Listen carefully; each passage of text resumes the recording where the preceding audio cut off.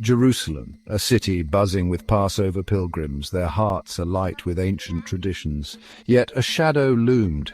Jesus, the man from Nazareth, the miracle worker, the teacher of love, was walking a path strewn with thorns. His message of hope and his unwavering love for humanity had stirred a hornet's nest. The religious elite, threatened by his growing influence, plotted against him.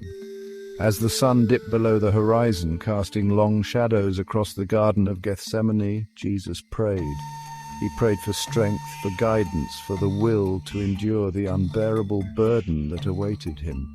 His disciples, their eyes heavy with fatigue, slumbered nearby, oblivious to the profound agony their teacher was enduring. Betrayal cut deep.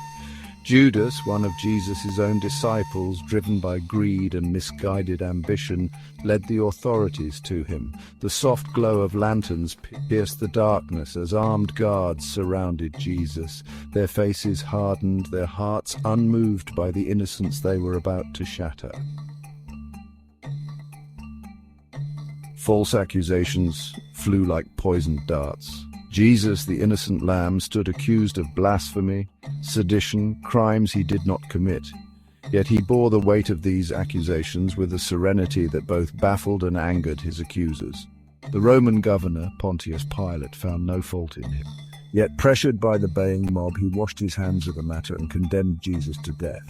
The Via Dolorosa, the way of sorrows.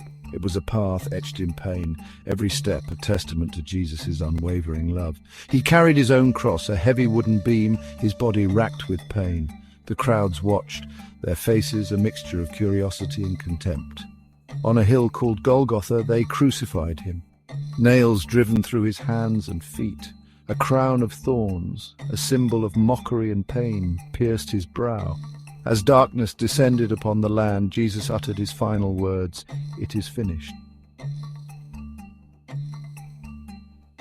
In the hushed stillness of a borrowed tomb, Jesus' body lay. Grief hung heavy in the air, a suffocating shroud of despair enveloping his followers. Mary Magdalene, her heart shattered, returned to the tomb on the third day. She yearned to anoint his body with spices, a final act of love and devotion. But the tomb was empty. Terror gripped her heart. Had someone stolen his body? Then she saw him. Jesus, bathed in radiant light, stood before her. "Rabboni!" she cried, her voice thick with tears of joy and disbelief. The news spread like wildfire. He is risen. He is risen. Doubts melted away as Jesus appeared to his disciples, his wounds healed, his spirit triumphant. He ate with them, spoke with them, reassured them that death had no dominion over him. He had conquered the grave, paving the way for humanity's redemption. The resurrection of Jesus is more than just a historical event. It is the cornerstone of faith, the bedrock of hope, the ultimate testament to the boundless nature of love. It is a beacon of light, piercing the darkness of despair, reminding us that even in the face of death, love triumphs. His sacrifice on the cross was an act of unimaginable love, a debt we could never repay. But through his resurrection, he offers us the gift of eternal life, forgiveness for our sins and the promise of a future filled with hope.